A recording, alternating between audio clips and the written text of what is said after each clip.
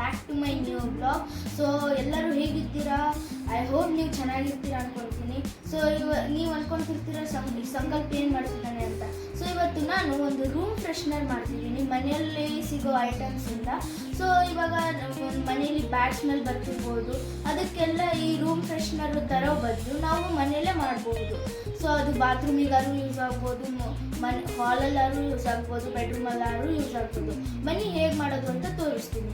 So ನಾನು ಇವಾಗ ಕಿಚನಿಗೆ ಬಂದಿದ್ದೀನಿ. ಬನ್ನಿ ಇವಾಗ ಹೇಗೆ ಮಾಡೋದು ಅಂತ ನೋಡೋಣ. ಫಸ್ಟು ಗ್ಯಾಸನ್ನು ಹಚ್ಬಿಟ್ಟು ಆಮೇಲೆ ನಾನು ಈ ಥರ ಡಬ್ಬಿ ತೊಗೊಂಡಿದ್ದೀನಿ ಮತ್ತು ಈ ಫೋರ್ಕು ಇದನ್ನು ಬಿಸಿ ಮಾಡಿಬಿಟ್ಟು ಇದ್ರ ಮೇಲೆಲ್ಲ ಹೋಲ್ ಮಾಡಬೇಕು.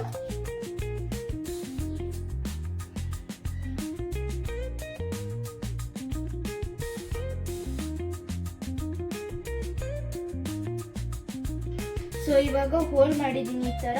ಸೊ ಸ್ಮೆಲ್ ಹೊರಗೆ ಬರಲಿ ಅಂತ.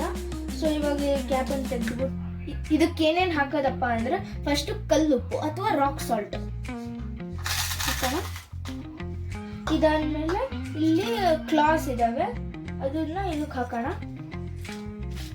ಮತ್ತೆ ಕರ್ಪೂರ ಅಥವಾ ಕ್ಯಾಂಪ್ಯೂರ್ 2 ಹಾಕಬೇಕು, 2-3 ಪುಡಿ ಮಾಡಿ ಹಾಕಬೇಕು. ಸೊ ಅದು ಕರೆಕ್ಟಾಗಿ ಮಿಕ್ಸ್ ಆಗ್ಬೋದು ಅಂತ.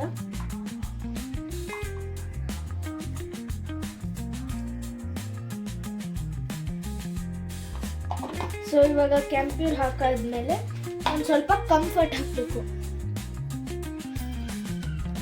ಅದು ಸ್ಪೂನಲ್ಲಿ 2 ಸ್ಪೂನ್ಸ್.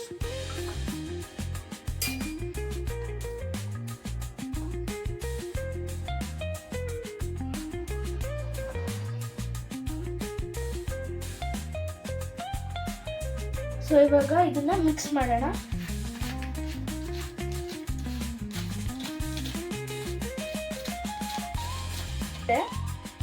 ನೀವು ಒಂದ್ಸತಿ ಇದನ್ನ ಮನೇಲಿ ಟ್ರೈ ಮಾಡಬಹುದು, ವರ್ಕ್ ಆಗತ್ತ ಅಂತ ನೋಡೋಣ.